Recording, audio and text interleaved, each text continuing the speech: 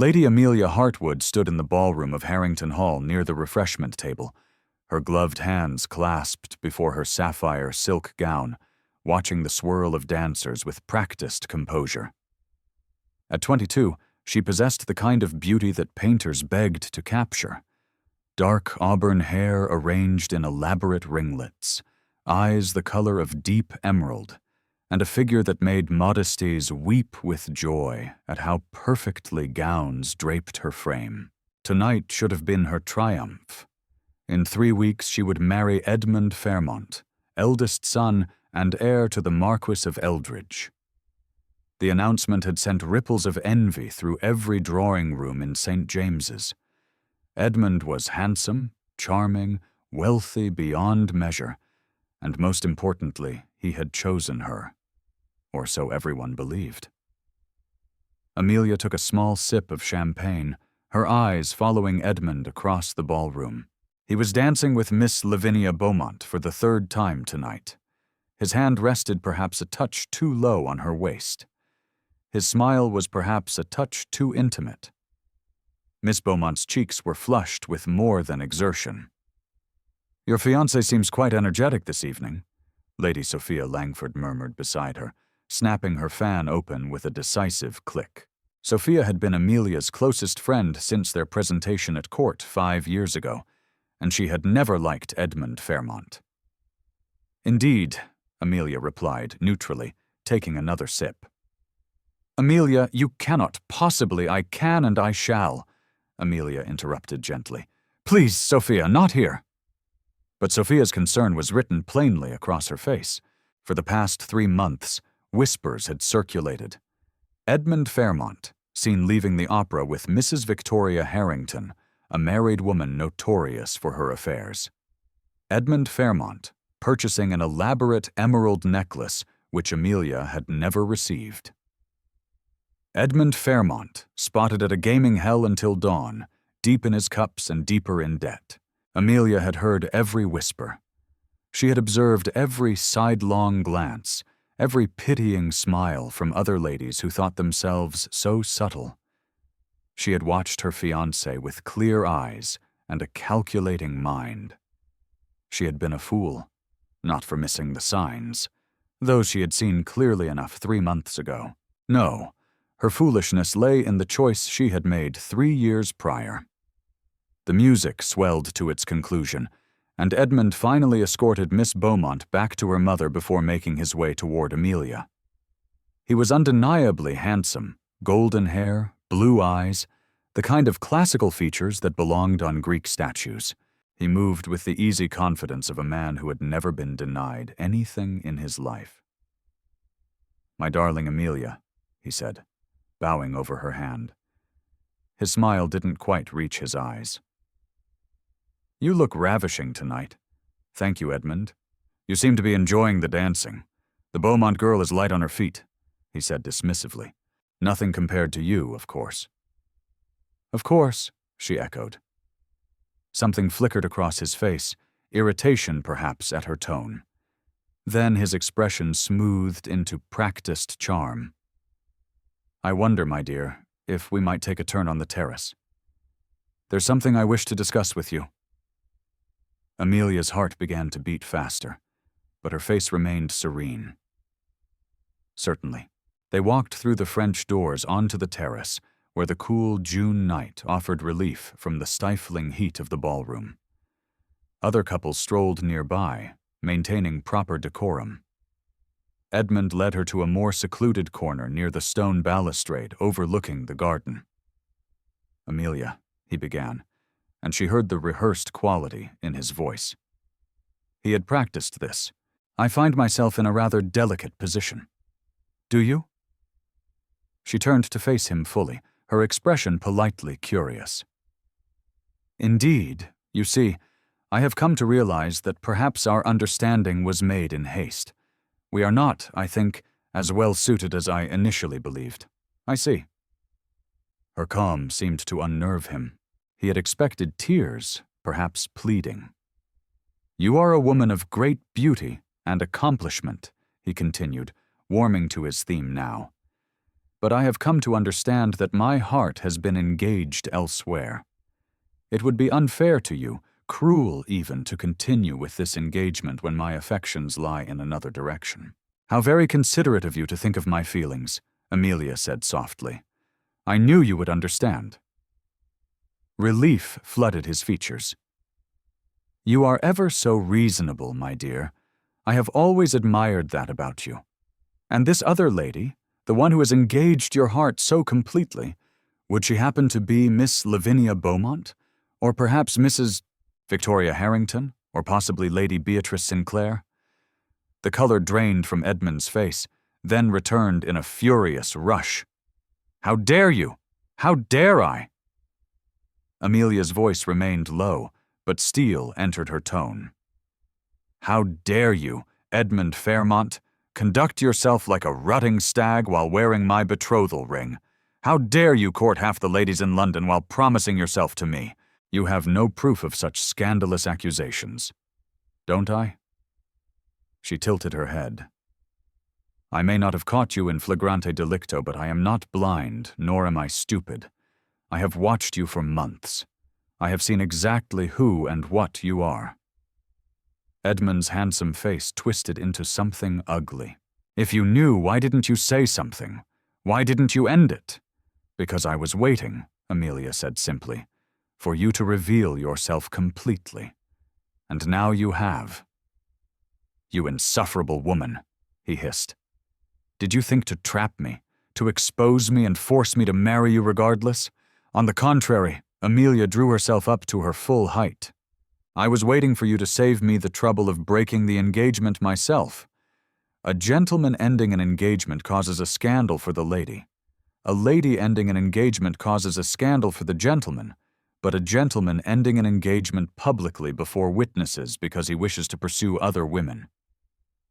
She smiled coldly. "That Edmund makes you look like exactly the cad you are." Understanding dawned in his eyes, followed by panic. They were not alone on this terrace.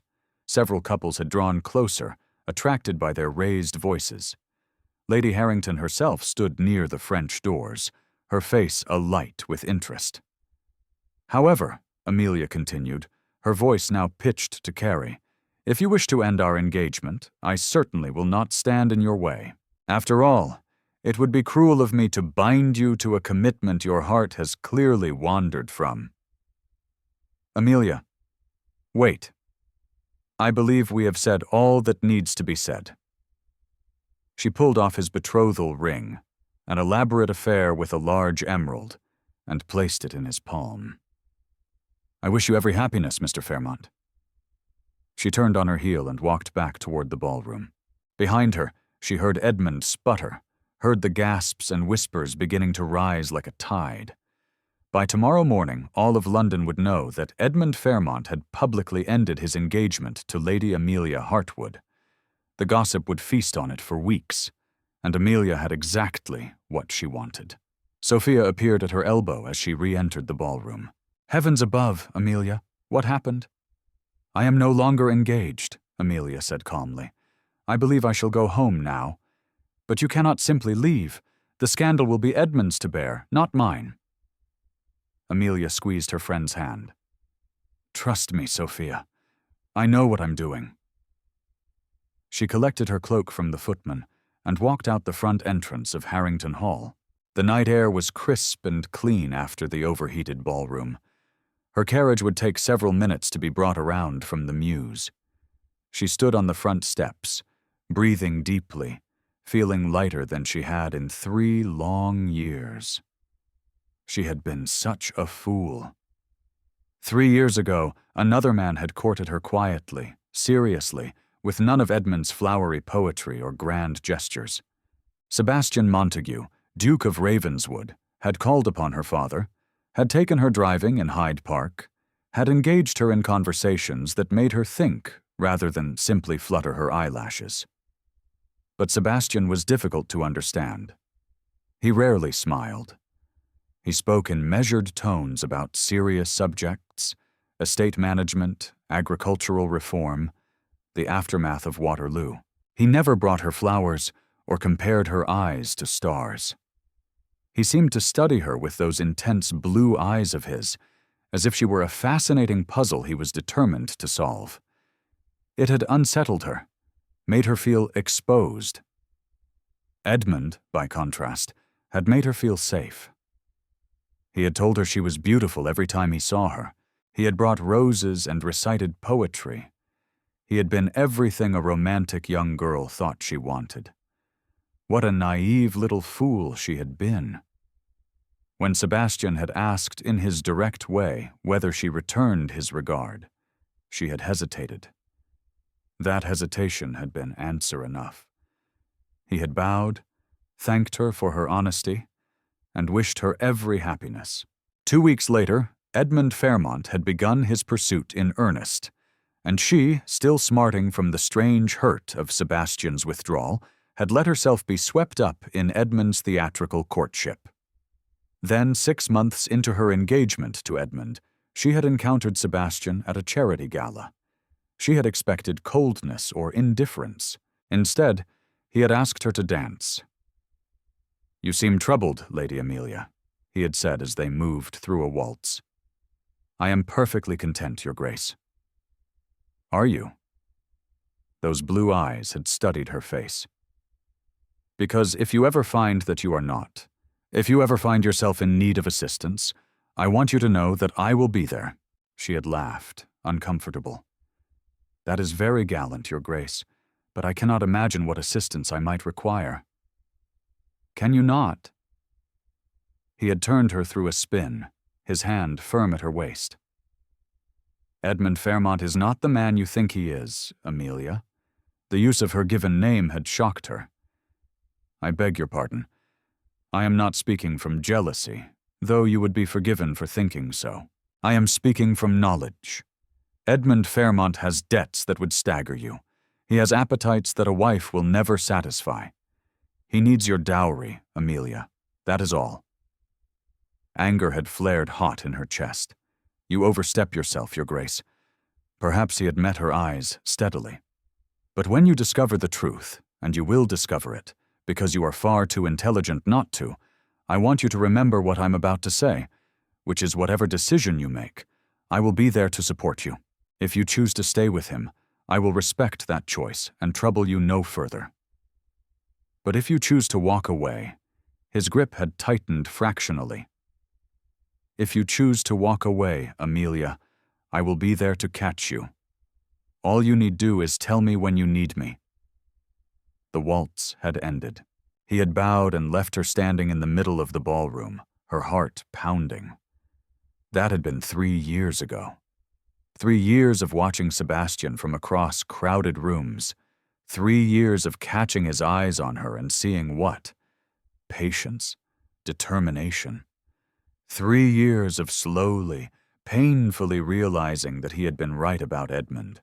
And 3 months ago, when the first whispers had reached her ears about Edmund's infidelities, she had understood what Sebastian had been offering.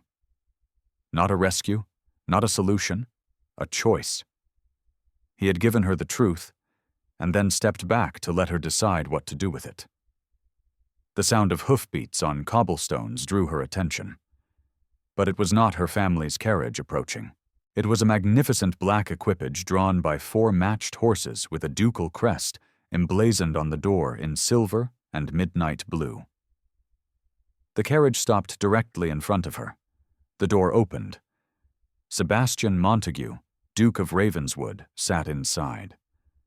He wore evening clothes, his dark hair slightly disheveled, as if he had been running his hands through it. His blue eyes met hers with an expression she had never seen before. Hope, uncertainty, and something that made her breath catch.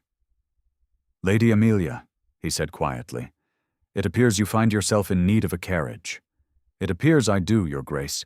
Your own will arrive shortly, I'm certain, but mine is here now." He paused. "The choice, as always, is yours." Amelia looked back at Harrington Hall. Through the windows, she could see the crowd gathering, pointing toward the terrace, where Edmund was no doubt attempting damage control. Tomorrow the scandal sheets would eviscerate her. She would be pitied, scorned, whispered about, unless she gave them something more interesting to talk about. She looked back at Sebastian, at the man who had warned her, who had waited, who had promised to be there when she needed him, who had, she realized with sudden clarity, been courting her all along, not with flowers and poetry, but with honesty and patience, and the steady certainty of his regard. Amelia smiled, the first genuine smile she had worn all evening.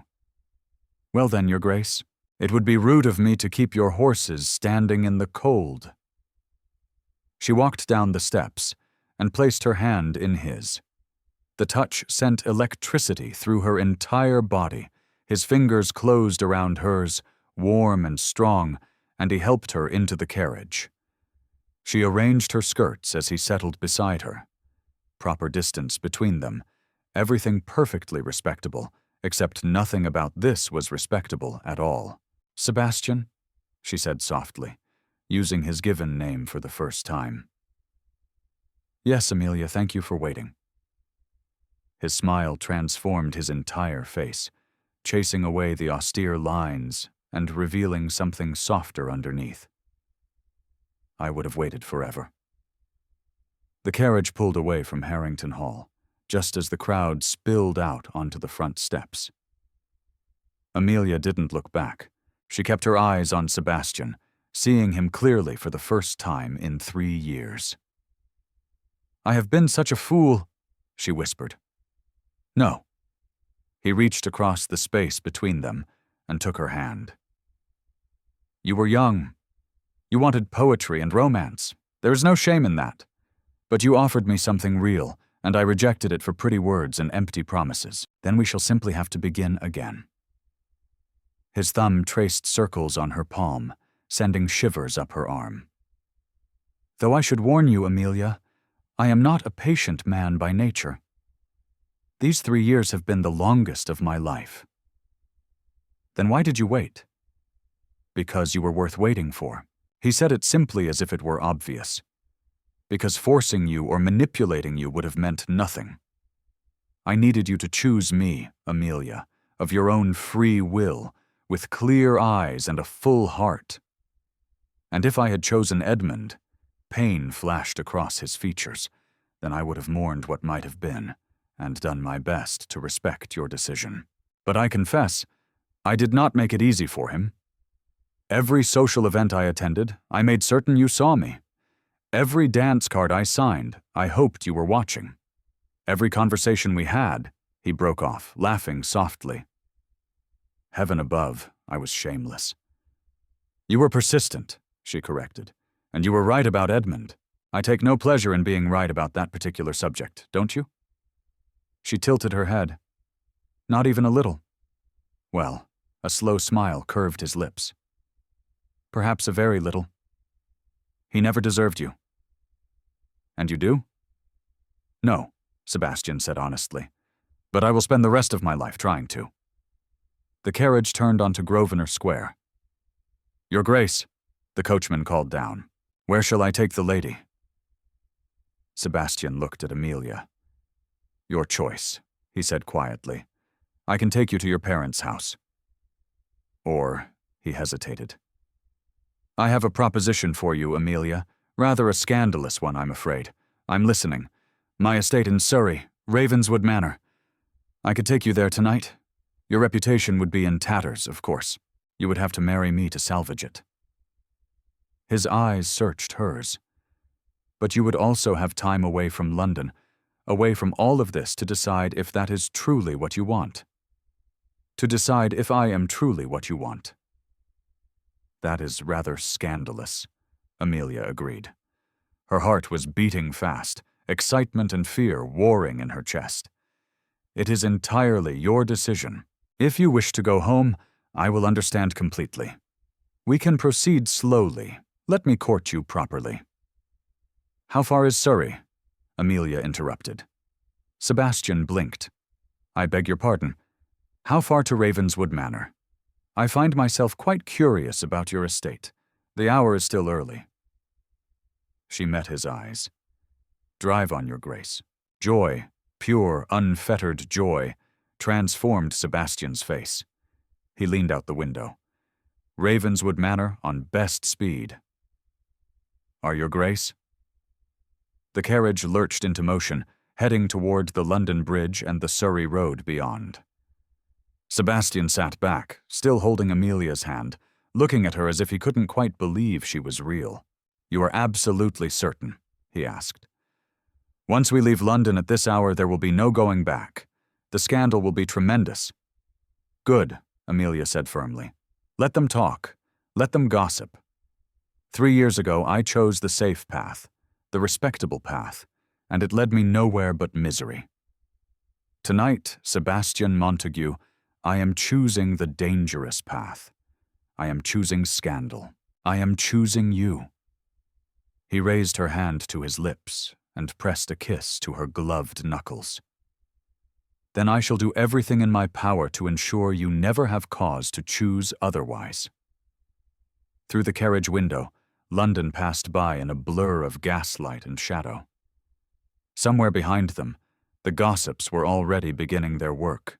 By morning, all of England would know that Lady Amelia Hartwood had left her broken engagement and disappeared into the night with the Duke of Ravenswood. But Amelia found she didn't care.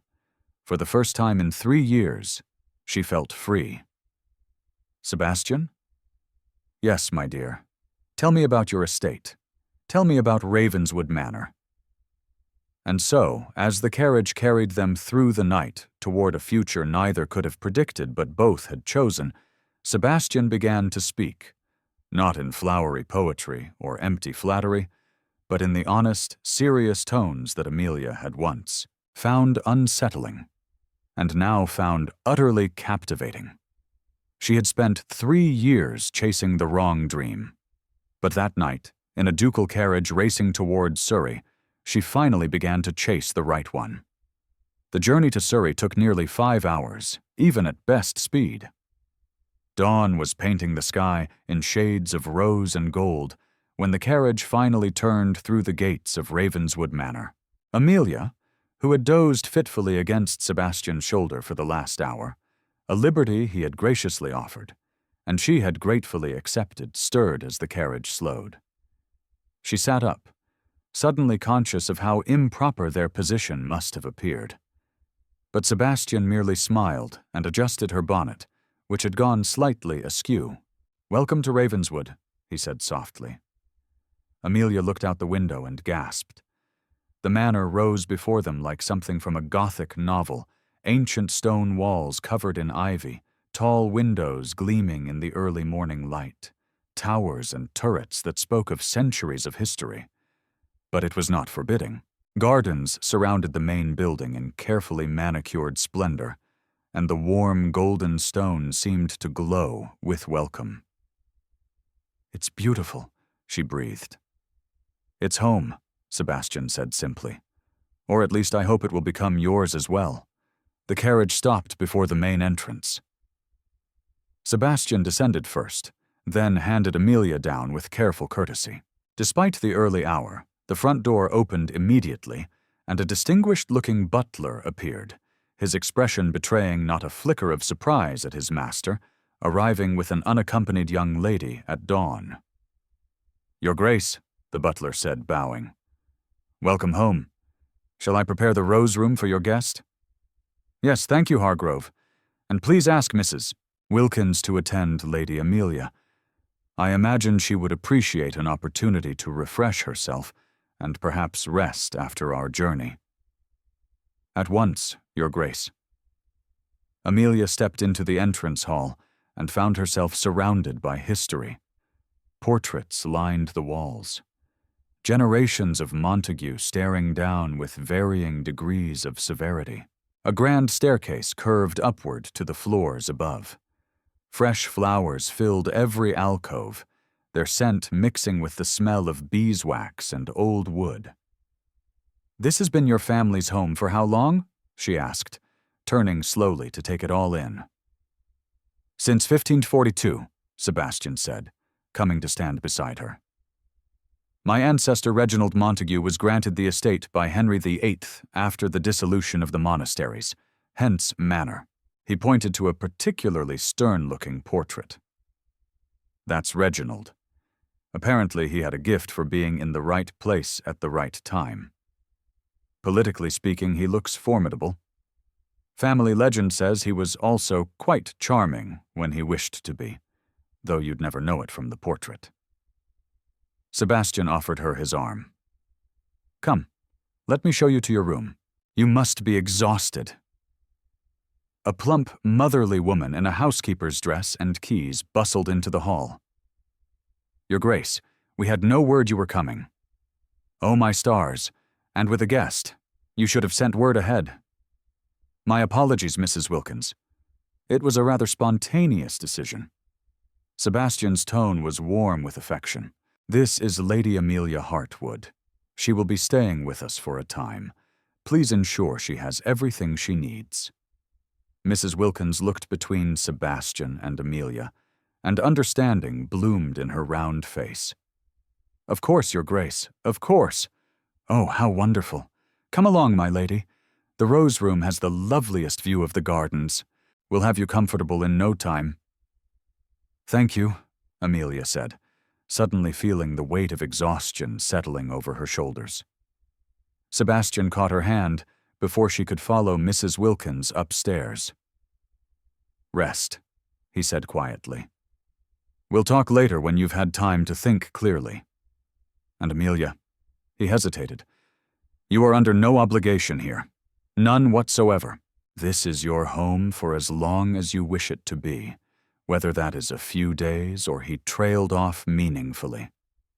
Or forever, she supplied, raising an eyebrow. I live in hope. Despite her exhaustion, Amelia found herself smiling. I appreciate your patience, your grace, Sebastian, he corrected gently. If we are to be scandalous, we may as well be familiar. Sebastian. Then she squeezed his hand. Thank you for everything.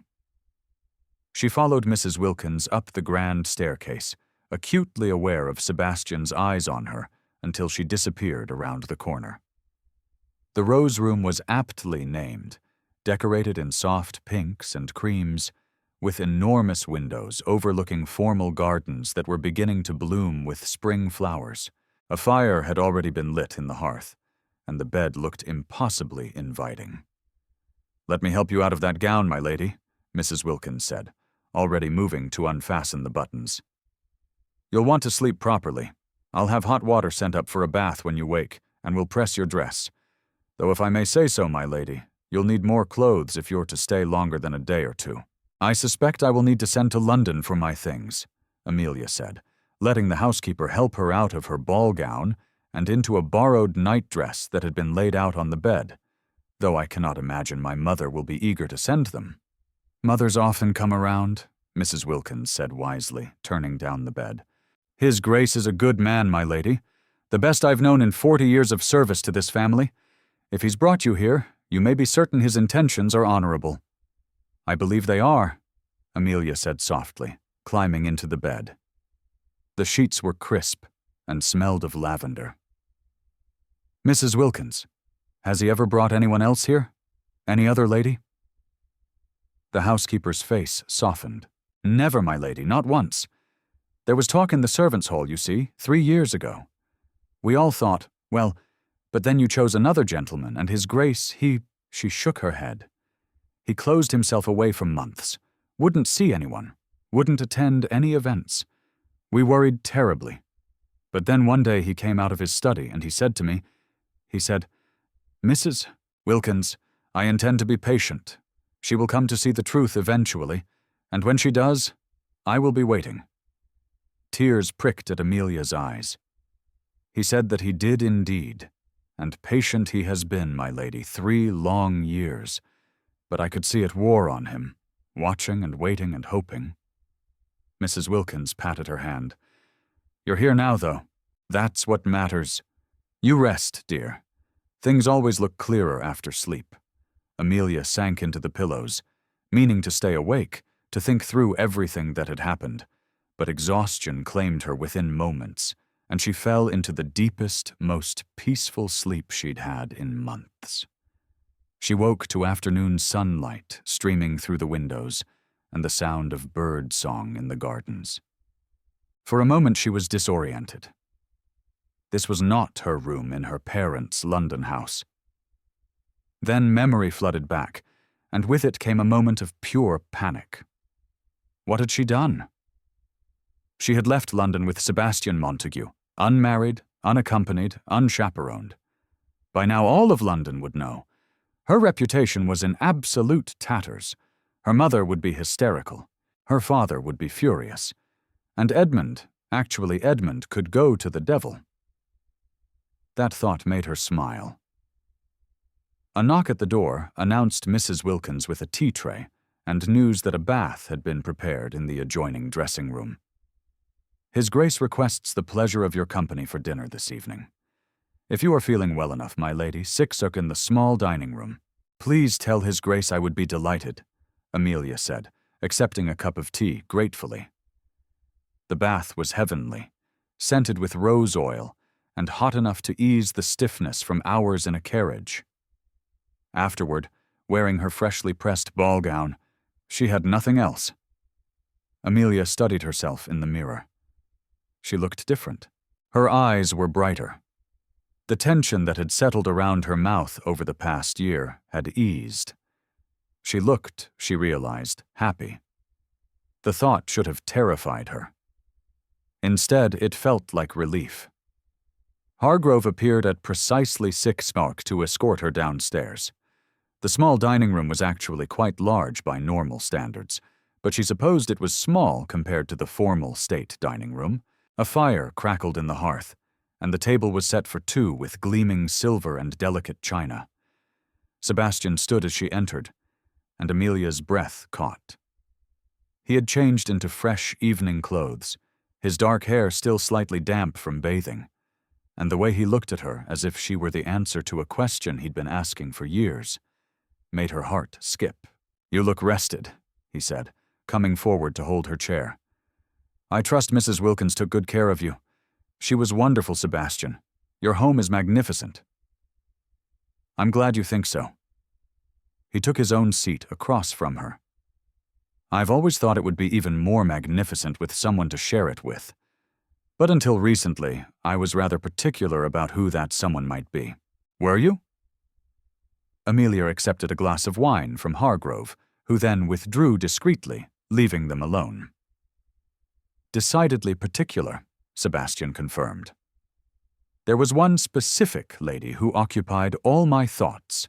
Rather inconveniently, she was engaged to someone else for quite some time. How inconvenient indeed. Quite maddening, actually. He took a sip of his wine, his eyes never leaving hers. Tell me, Amelia, when did you know about Edmund?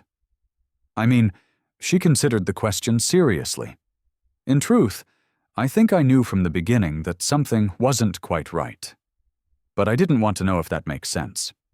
It was easier to believe his pretty words and ignore the discrepancies. And what changed?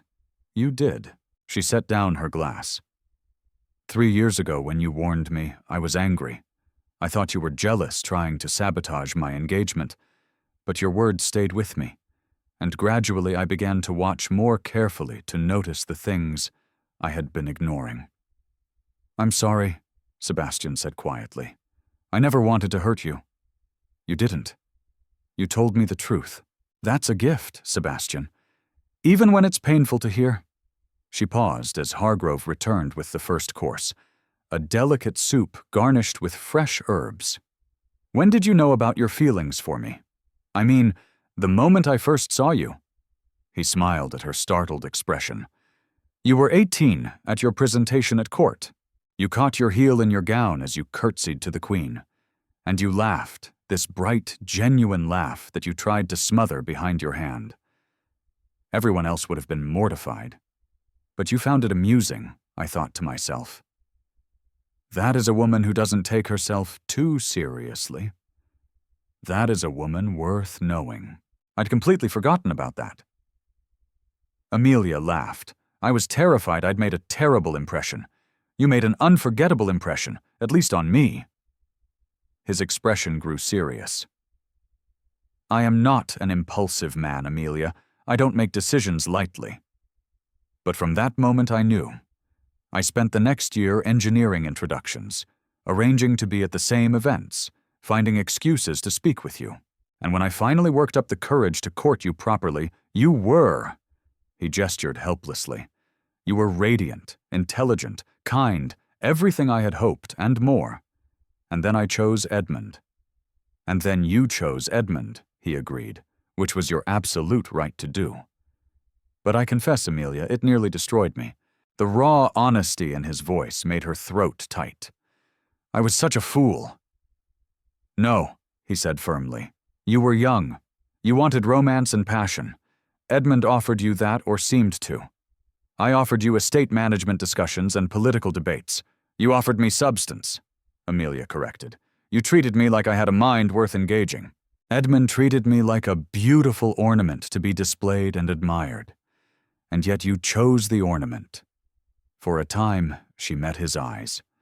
But I'm here now, Sebastian. I'm here because 3 years ago you told me the truth. And last night you offered me a choice. No coercion, no manipulation, just a choice. And his voice was carefully neutral, but she could see the tension in his shoulders. And I choose you, she said simply. I choose honesty over poetry. I choose substance over style. I choose a man who waited 3 years rather than one who couldn't wait 3 months to betray me. Sebastian closed his eyes, and when he opened them again, they were suspiciously bright. You have no idea how long I've waited to hear you say that. 3 years, I believe. 3 years, 2 months, and 16 days, he corrected. But who's counting? Despite the emotional weight of the conversation, Amelia laughed. You actually kept track. I am nothing if not thorough. He reached across the table and took her hand. Amelia, I want to be absolutely clear about something. Yes, arriving here with me has created a scandal. Yes, society will expect us to marry to salvage your reputation, but I don't want you to marry me out of obligation. I don't want you to marry me because you have no other choice. Then why should I marry you? Because you want to, he said simply. Because we suit each other. Because when I imagine my future, you are in every single moment of it. And I cannot envision happiness without you. He paused. But I am also aware that 3 days ago you were engaged to another man. Your emotions may be in turmoil. You may be acting on impulse or anger or hurt. So I want to give you time. How much time? As much as you need. We'll tell society we're engaged. Of course, that will satisfy propriety, but the actual wedding that happens when you're absolutely certain, whether that's a month from now or a year from now or tomorrow, Amelia interrupted. Sebastian blinked. I beg your pardon, I said. What about tomorrow? She smiled at his stunned expression. Sebastian, I don't need time to think. I've had 3 years to think. 3 years to compare you to Edmund, to realize what I gave up, to understand what I truly want. You asked when I knew about Edmund, about everything. I knew 3 months ago. The moment I saw him flirting with Mrs. Harrington at the opera, something clicked into place. I saw him clearly for the first time. And do you know what my first thought was? What my first thought was? Sebastian tried to warn me. She squeezed his hand. You were right, Sebastian. About everything, and I was too proud and too stubborn to admit it. So I waited. I watched Edmund dig his own grave, and I planned exactly how I would extricate myself from that engagement in a way that made him look like the villain he is. That was quite calculated of you. I learned from the best, she raised an eyebrow. You didn't think I failed to notice your strategy, did you? Showing up at every event I attended, making sure I saw you, reminding me constantly that you were still there, still waiting. I had hoped I was more subtle than that. You were about as subtle as a cavalry charge, Amelia grinned. But it worked because every time I saw you, I remembered that conversation we had. Whatever decision you make, I will be there. That's what you said, and you meant it. I did. I do. So here I am. She stood, still holding his hand, and moved around the table to stand before him, making my decision clearly and consciously, with no doubts whatsoever. Sebastian Montague, Duke of Ravenswood, I choose you today, tomorrow, and every day after. If you'll have me? He rose to his feet, his hands framing her face with infinite gentleness. If I'll have you, Amelia, you are all I've wanted for 3 impossibly long years. But are you absolutely certain? We can wait. We should wait. I don't want to wait, she whispered. I've wasted enough time already. Then we won't wait. He breathed and kissed her. It was nothing like the chaste, proper kiss Edmund had given her when they became engaged. A brief, passionless pressing of lips that had left her feeling vaguely disappointed. Sebastian kissed her like she was air, and he was drowning, like she was fire, and he was freezing, like she was the answer to every question he'd ever asked. When they finally broke apart, both breathless, Amelia rested her forehead against his. Well, she said shakily, that was rather more satisfactory than estate management discussions. Sebastian laughed, the sound full of joy and relief. I do contain the occasional surprise. I'm beginning to realize that. She pulled back enough to meet his eyes. Sebastian, I mean it.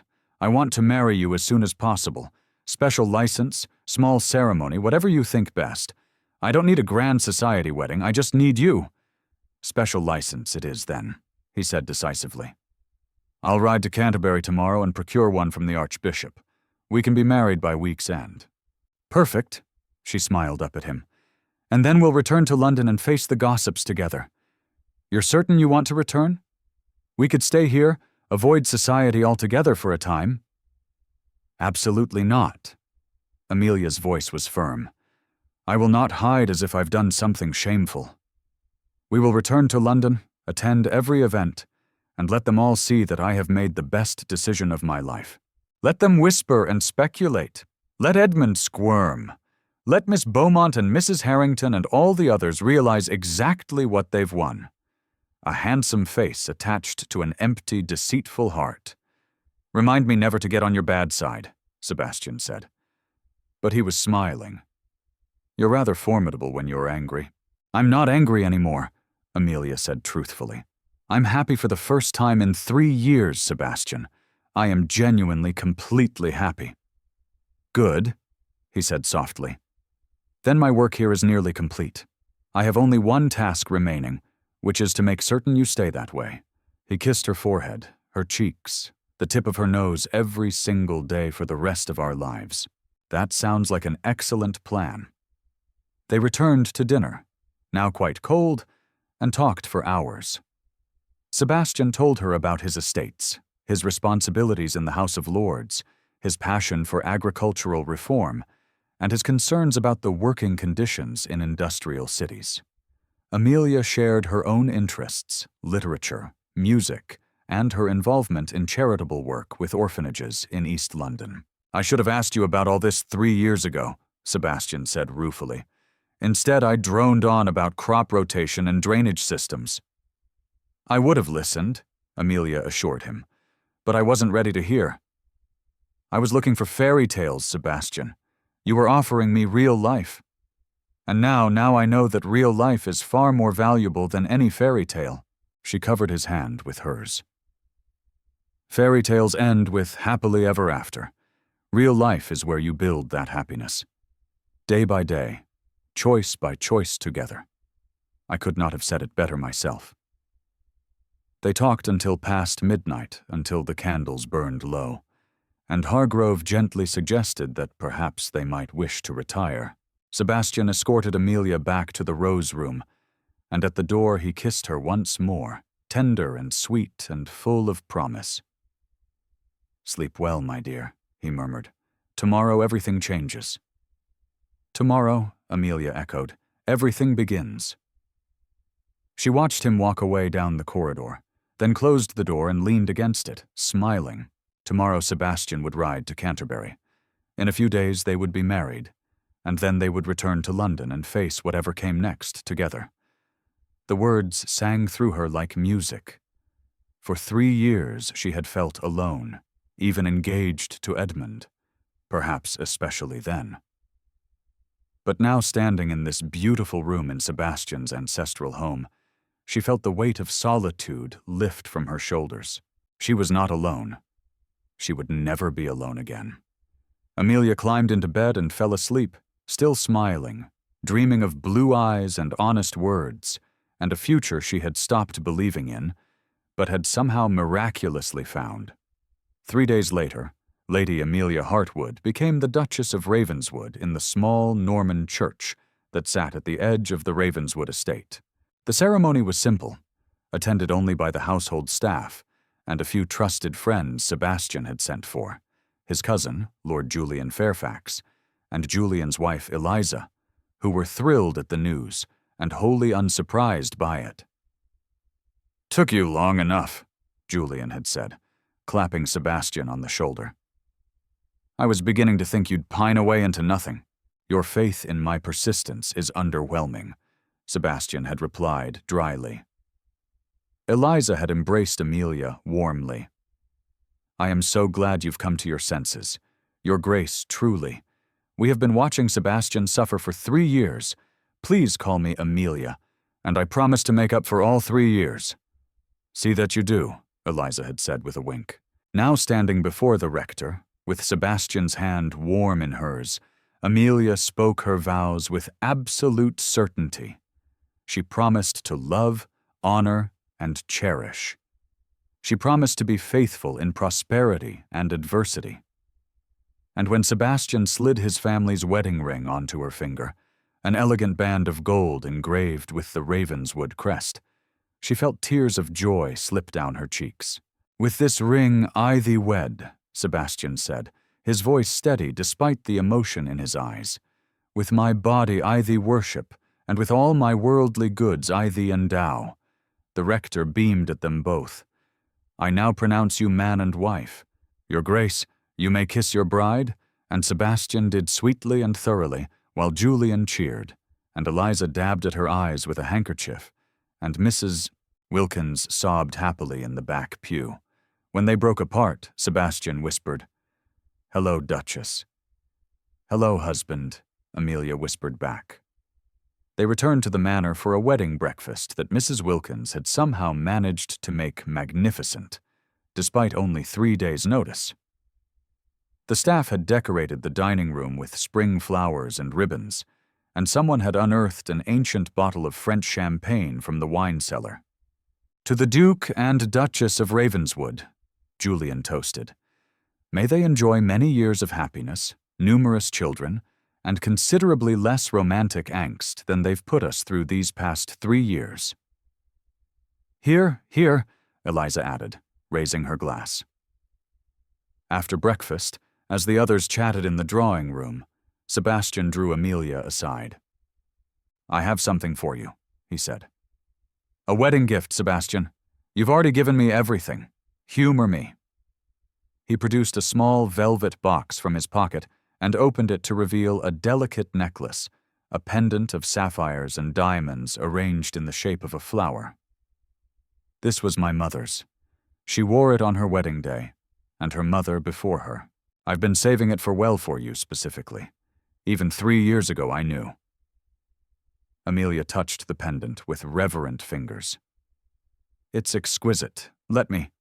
Sebastian fastened it around her neck, his fingers gentle on her skin. "There, perfect. I don't have anything for you," Amelia said, turning to face him. "I left London with nothing but the dress on my back." "You gave me yourself," Sebastian said simply. "That's quite sufficient." She kissed him for that, slow and deep, until Julian's voice called out from the drawing room. "Oi, none of that until you've properly scandalized London first." They broke apart, laughing. "Your cousin is impossible," Amelia said. "My cousin is right," Sebastian replied. "We should return to London, face the gossips, let them see that we are blissfully happy despite, or perhaps because of all their whispers. When do we leave?" "Tomorrow, if you're willing. I've already sent word to the London house to prepare for our arrival, and I've sent a letter to your parents." Amelia stiffened. What did you say? That their daughter is now the Duchess of Ravenswood, and that we would be honored by their attendance at a formal reception to celebrate our marriage. He touched her cheek. They are your parents, Amelia. Whatever your differences, they deserve to know you're safe and happy. My mother will be furious, undoubtedly, but she'll also be the mother of a duchess. That will soothe considerable hurt feelings. You're remarkably optimistic. I've just married the woman I've loved for 3 years. I believe I'm entitled to some optimism. They spent their wedding night in Sebastian's chambers, far grander than the Rose Room, with a massive 4-poster bed and windows overlooking the moonlit gardens. Sebastian was gentle and patient, taking his time, making certain Amelia felt treasured and desired in equal measure. Afterward, as they lay tangled together in the aftermath of passion, Amelia traced patterns on Sebastian's chest. You're full of surprises, Your Grace. Am I? He sounded pleased. Decidedly. I was led to believe you were all cold logic and serious discussion. I contain multitudes, Sebastian said solemnly, then grinned when she laughed. In all seriousness, Amelia, are you happy? Truly, deliriously, she assured him, though I suspect the real test comes tomorrow when we face society. Let them come, Sebastian said, pulling her closer. We'll face them together. The return to London the following day was considerably more civilized than their midnight escape had been. They traveled in Sebastian's finest carriage, Amelia wearing a new traveling dress that Eliza had insisted on gifting her. You cannot return to London in a wrinkled ball gown. My dear, what would people say? As they crossed London Bridge and entered the familiar streets of St. James's, Amelia felt her stomach tighten with nerves. What if? No, Sebastian interrupted gently, taking her hand. No what-ifs. We know exactly what awaits us. Gossip, scandal, social censure, but we also know that none of it matters. You are the Duchess of Ravenswood now. That carries considerable weight, regardless of how our marriage came about. Will we be received, do you think? By some, certainly. By others, perhaps not. But I suspect you'll be surprised by who supports us and who doesn't. He was right. The first caller to the Ravenswood London residence, a magnificent townhouse in Grosvenor Square, was Lady Sophia Langford, who arrived mere hours after they did. Sophia swept into the drawing room and embraced her friend fiercely. Thank heavens you're safe. When you left Harrington Hall, I was beside myself with worry. But then the gossip started, and I knew you were with the Duke, and I thought, well, good for her. You're not scandalized? Amelia asked, surprised. Scandalized? My dear, I'm delighted. Edmund Fairmont is a scoundrel, and you've secured one of the best matches in England. Everyone worth knowing thinks you're terribly clever. And everyone not worth knowing? Sebastian asked dryly. Oh, they think she's ruined, and you're a rogue. But who cares what they think? Sophia waved her hand dismissively. The important thing is that you're happy. You are happy, aren't you? Ecstatically, Amelia assured her. The second visitor was less welcome. Amelia's mother, Lady Elizabeth Hartwood, arrived in a flurry of silk and barely suppressed fury. Amelia Rose Hartwood, she began, then stopped, clearly remembering her daughter was no longer a Hartwood. I mean, Your Grace, the title came out stiffly. What were you thinking? Running off in the middle of the night with a man, regardless of his title, the scandal, the shame. Mother, I am perfectly well. Thank you for asking, Amelia said calmly. May I introduce my husband, the Duke of Ravenswood, Sebastian, my mother, Lady Elizabeth Hartwood. Sebastian bowed with perfect courtesy. Lady Elizabeth, I apologize for the irregular nature of our courtship. However, I hope you can find it in your heart to be happy for your daughter. Lady Elizabeth sniffed, but some of the anger faded from her face. Well, you are a duke. That's something at least, and Edmund Fairmont has proven himself to be exactly the sort of man one does not want for a son-in-law. The stories that have emerged? She shuddered delicately. What stories? Amelia asked sharply. Oh, my dear, debts, gambling, women plural. Apparently he was betrothed to you primarily to access your dowry and pay off his more pressing obligations. The Marquis is beside himself. Edmund has been sent to their estate in Northumberland in disgrace.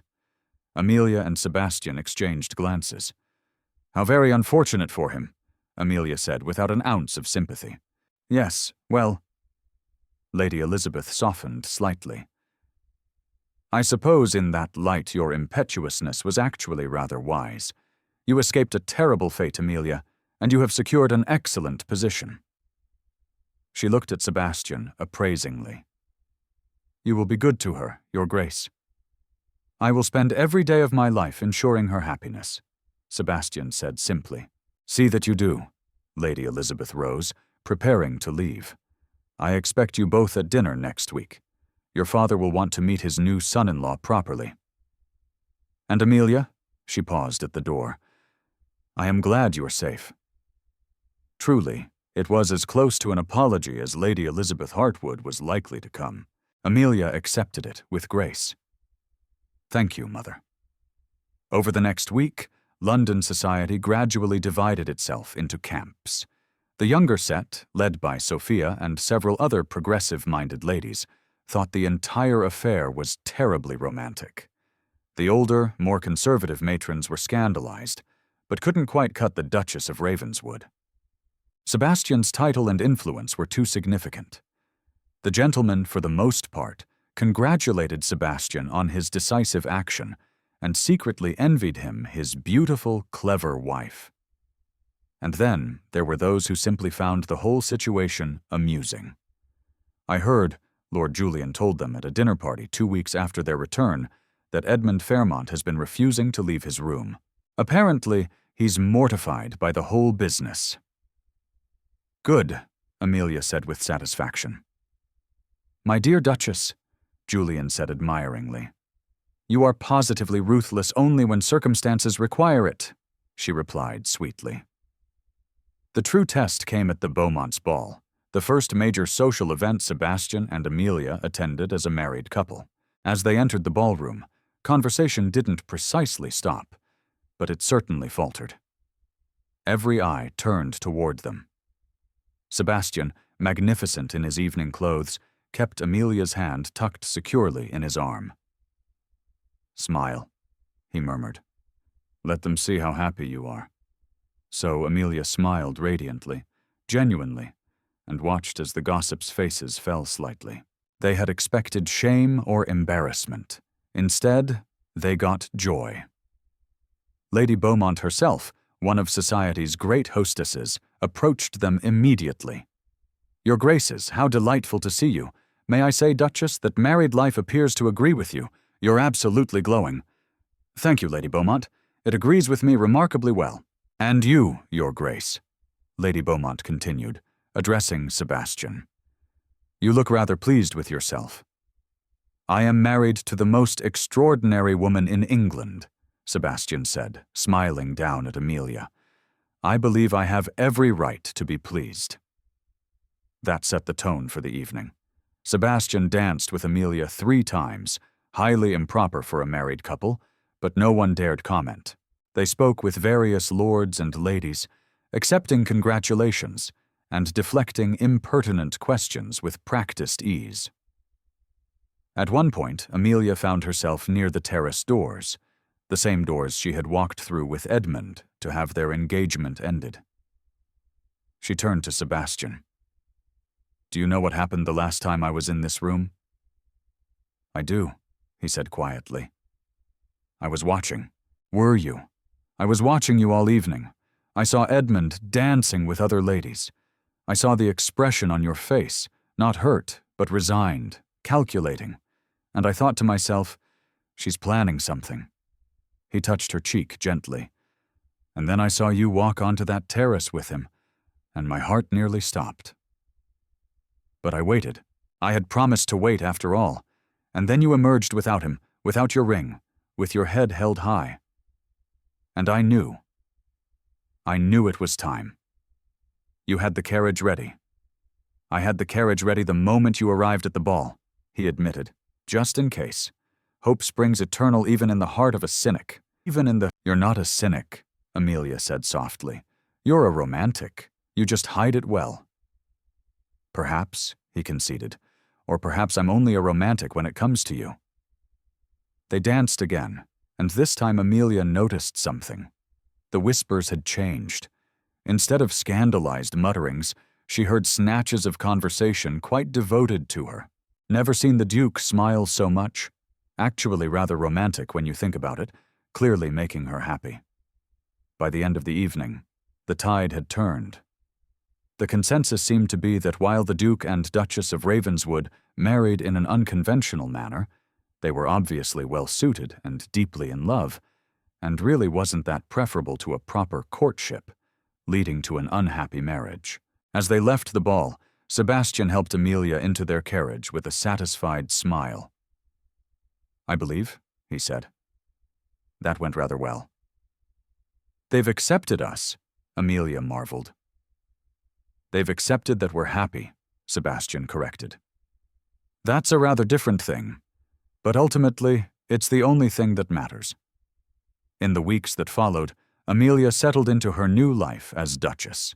She involved herself in Sebastian's charitable work, particularly his efforts to improve conditions in industrial towns. She hosted dinners and salons, gathering reformers and intellectuals to discuss social issues. She reconnected with old friends and made new ones. And every night she fell asleep in Sebastian's arms, grateful beyond measure that she had found the courage to choose honesty over poetry, substance over style, true love over convenient affection. One evening, 3 months after their wedding, they sat together in Sebastian's study.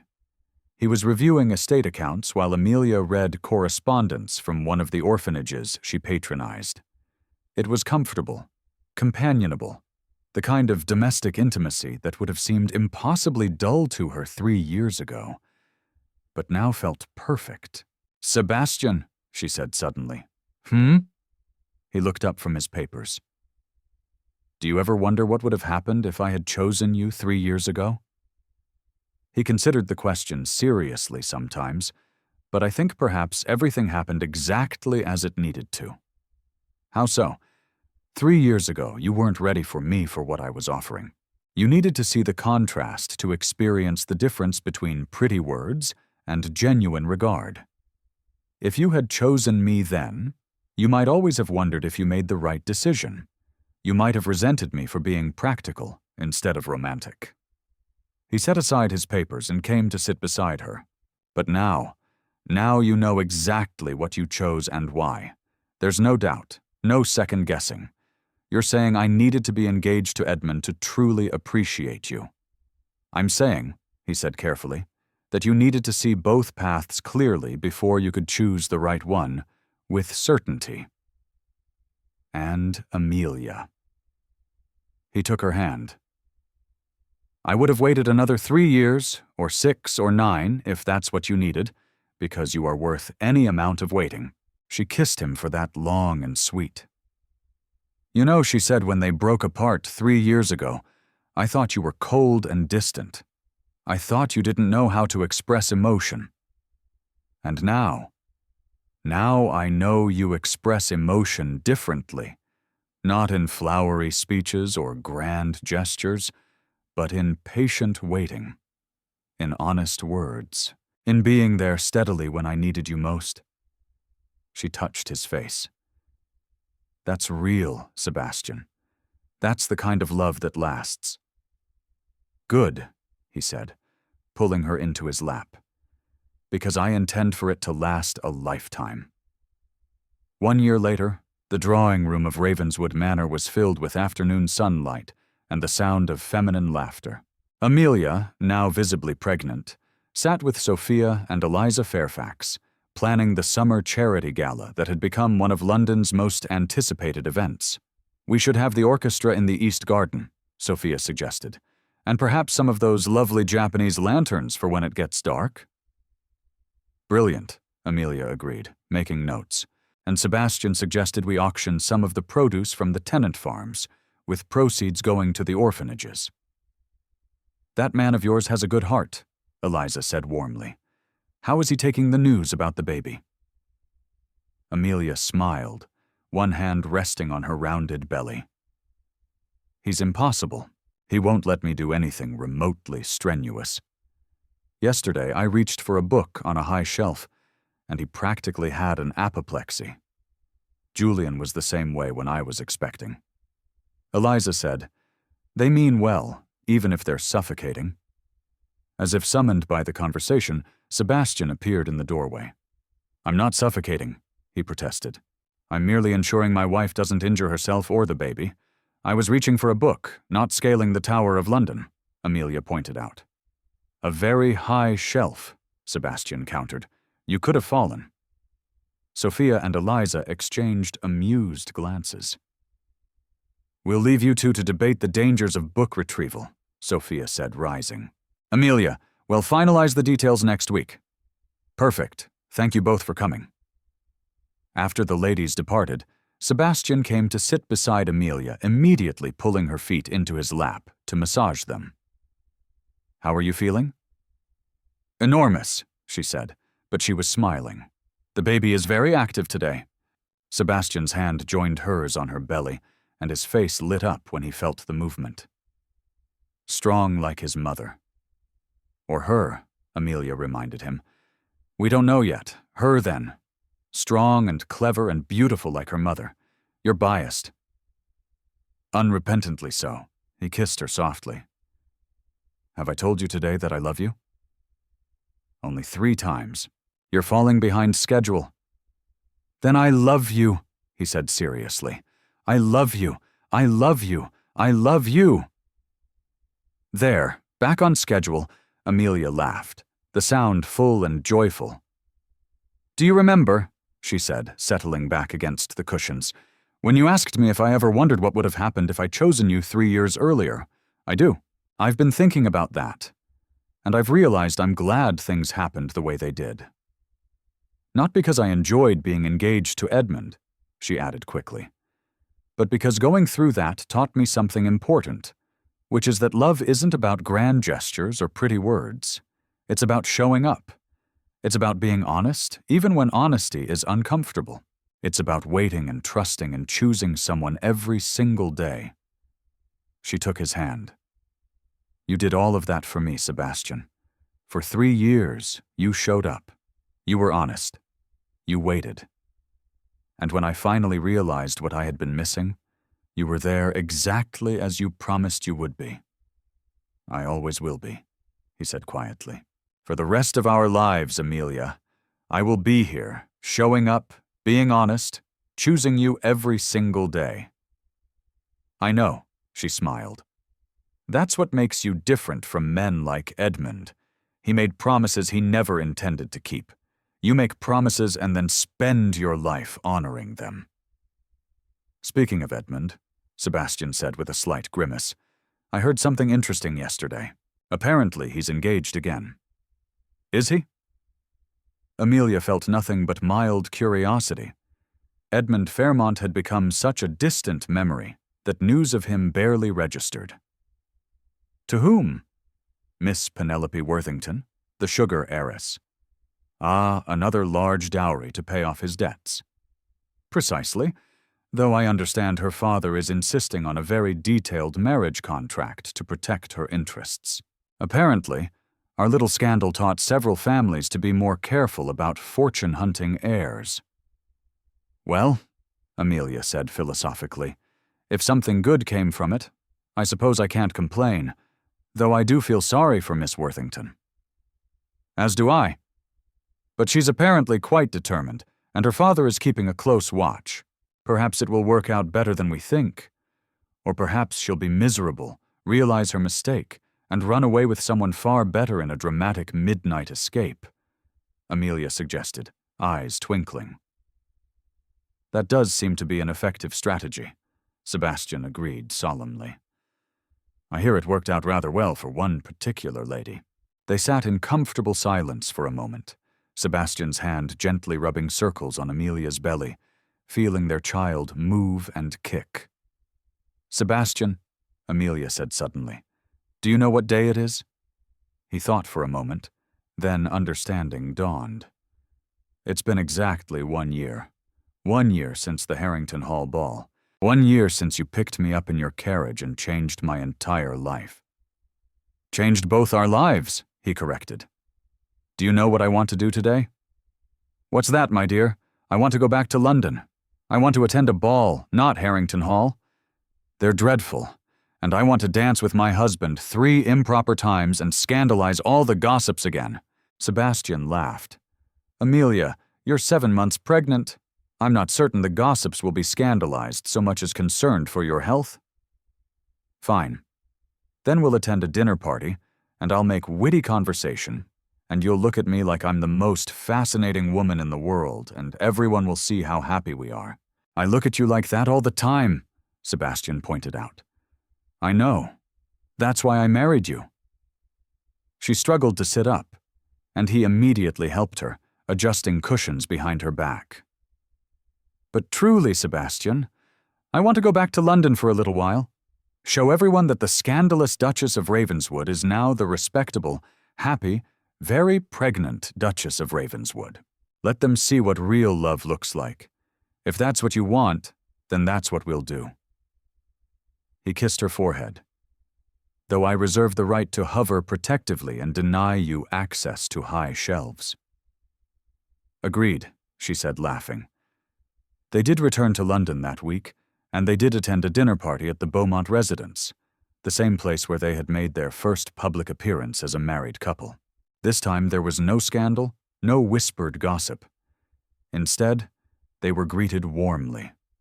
Amelia's pregnancy was congratulated by all, and the evening passed in pleasant conversation with friends.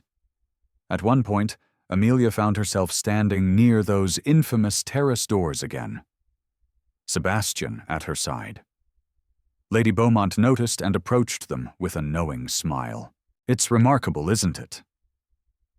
Their hostess said, "How one night can change everything.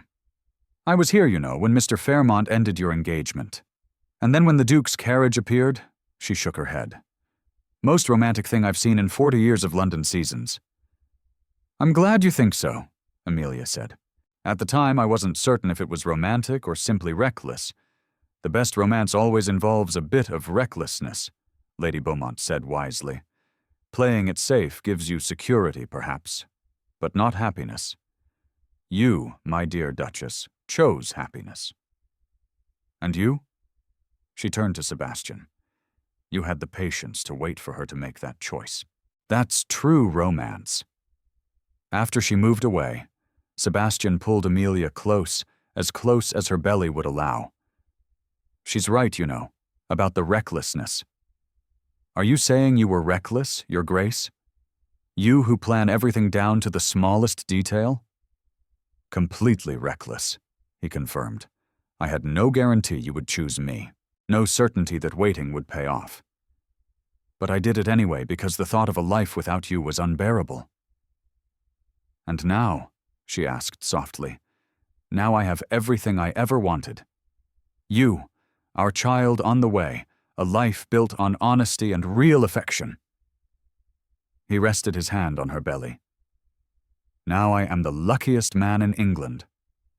"Not luck," Amelia corrected. "Patience, strategy, and a very well-timed carriage appearance. All crucial elements," he agreed, laughing. They left the party early.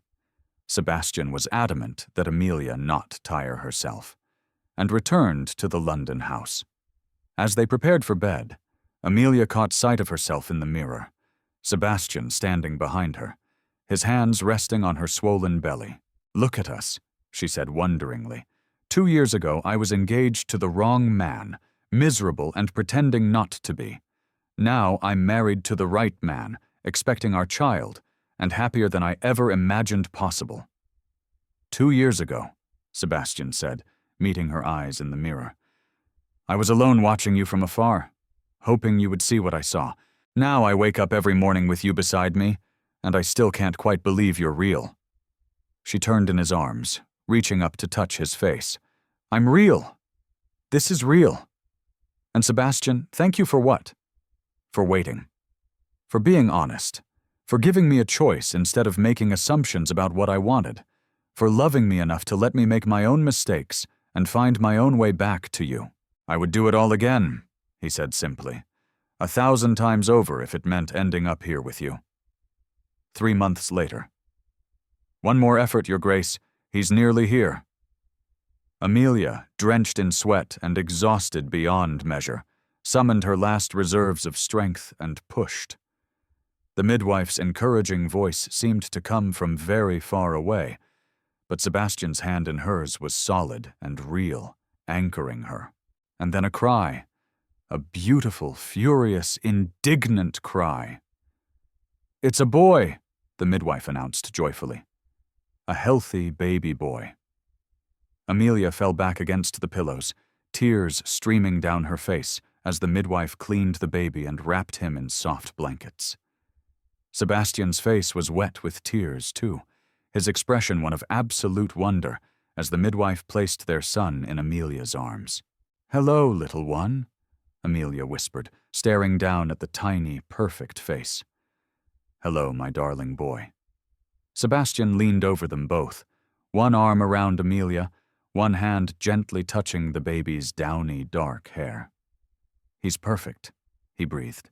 "Absolutely perfect." "He has your nose," Amelia observed, laughing through her tears.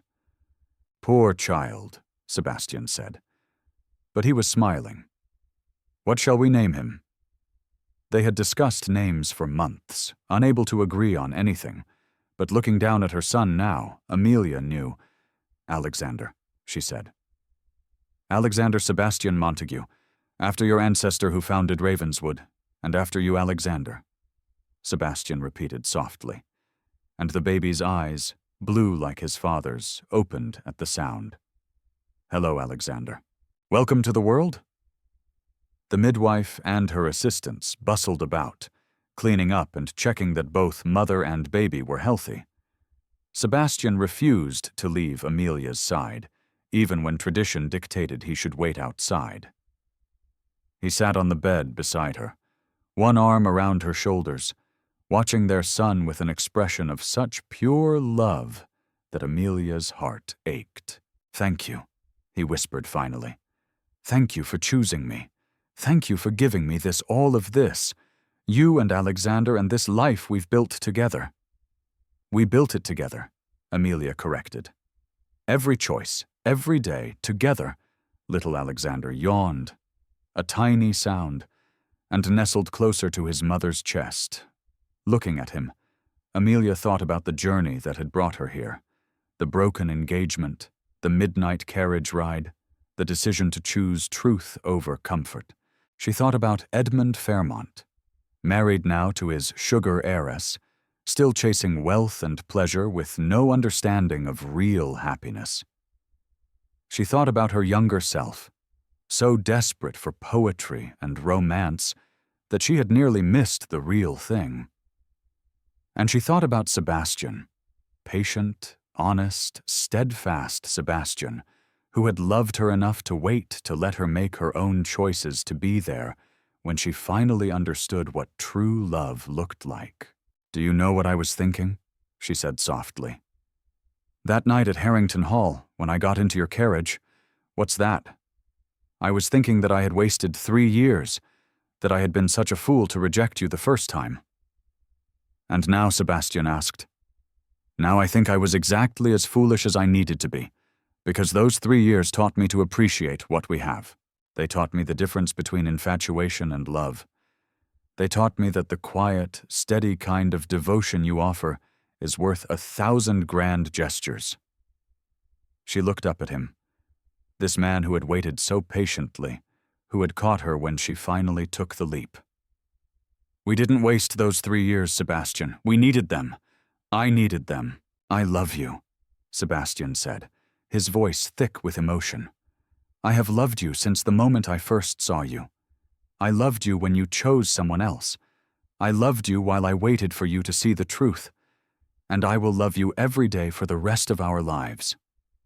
"I know," Amelia said simply. "That's what makes this real. Alexander stirred in her arms, making soft baby noises. Sebastian reached out and took his son's tiny hand, and the baby's fingers immediately curled around his father's much larger one. "He's strong," Sebastian observed. "He comes from strong stock," Amelia replied, "though heaven help us when he's older. Can you imagine the mischief our child will get into with your stubbornness and my temper?" "Terrifying," Sebastian agreed cheerfully. "We shall be entirely gray by the time he's 10. "Worth it," Amelia said, looking down at Alexander's perfect little face.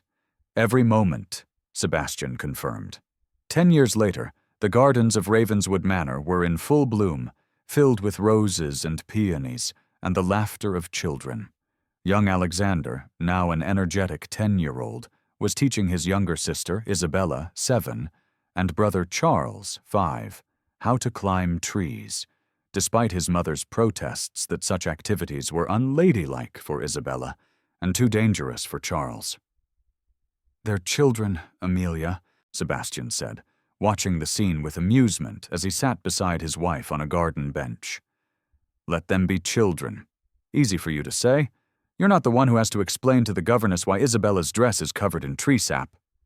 Amelia grumbled, but she was smiling. Over the past 10 years, their family had grown.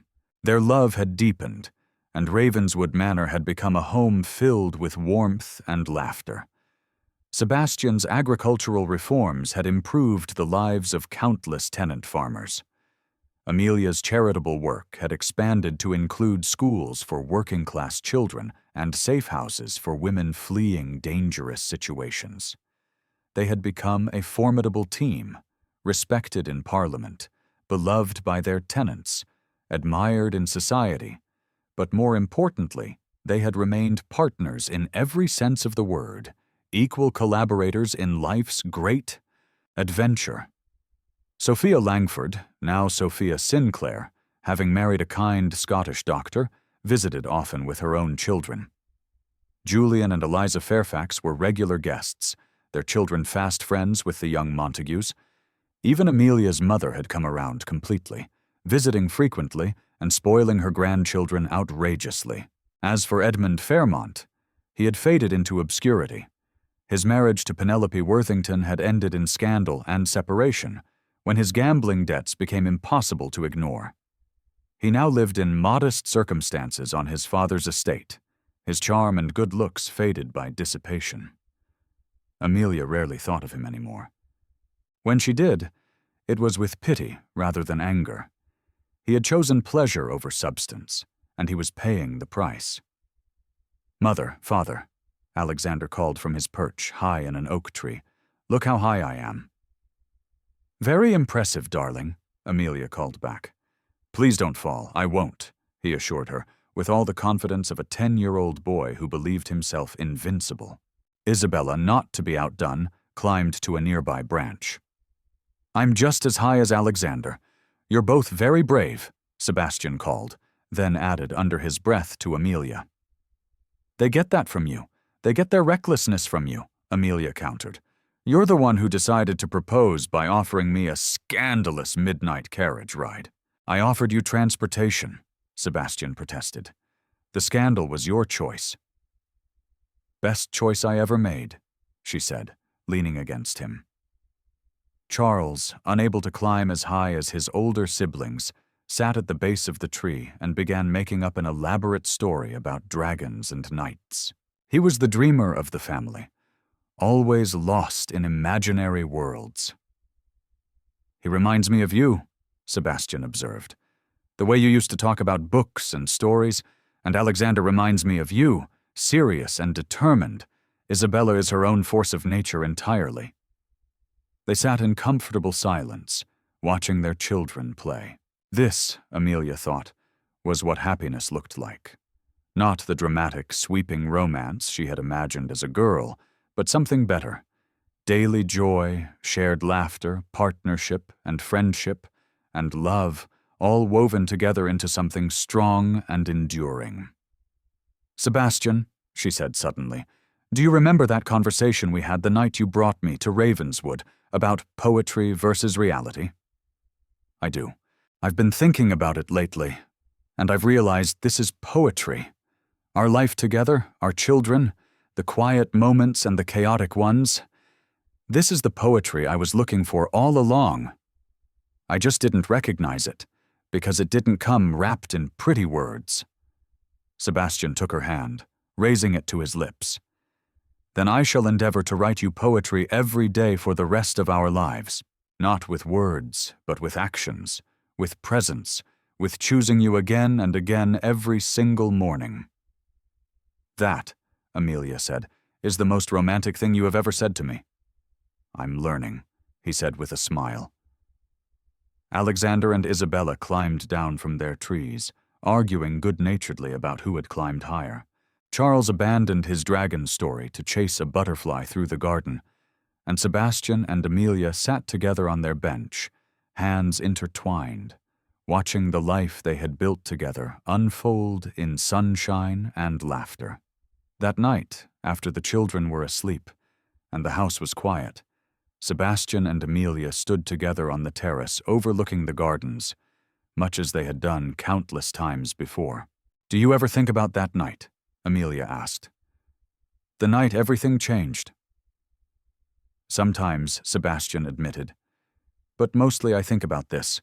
All the nights since then, all the mornings, all the ordinary moments that have been in their way, more extraordinary than any dramatic carriage rescue could ever be.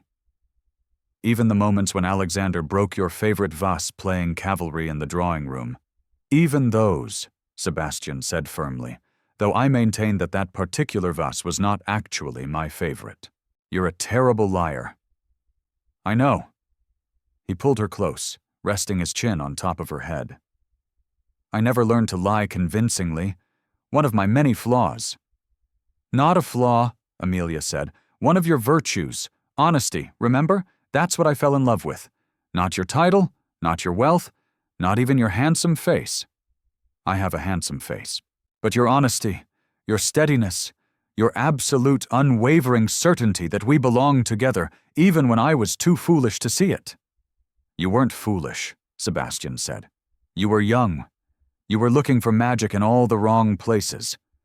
But you found it eventually." "I found you," she corrected. "And you, Sebastian Montague, Duke of Ravenswood, are the best magic I've ever known."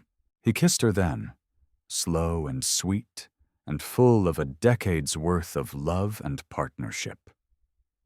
When they broke apart, both were smiling. "Come to bed, Duchess," Sebastian said. "Tomorrow, Alexander has lessons. Isabella wants to learn to ride properly, and Charles has somehow convinced the cook to let him help make bread. We'll need our rest. Sounds terrifying," Amelia said cheerfully. "Sounds perfect," Sebastian corrected. And hand in hand they walked back into Ravenswood Manor, their home, their sanctuary, the place where a scandalous midnight carriage ride had led them to everything they had ever wanted but hadn't known to ask for. Behind them the gardens lay peaceful in the moonlight. Above them, stars glittered in the endless sky. And ahead of them stretched years and years of this, of ordinary magic, of daily choices, of love that didn't announce itself with grand gestures, but proved itself in 1,000 small moments. Amelia had once thought that leaving her broken engagement without a word was the end of her story. But it had been, in fact, just the beginning. The carriage that came for her that night hadn't rescued her. It had delivered her to exactly where she was meant to be, home with the man who had loved her enough to wait, to trust, to believe that she would find her way to him, eventually. And she had, and they lived, not happily ever after in the fairy tale sense, but happily ever forward, building their happiness new each day, choosing each other every morning, writing their own poetry in the language of real, honest, enduring love, which Amelia reflected as she fell. Asleep in Sebastian's arms that night was the best kind of poetry there was. The end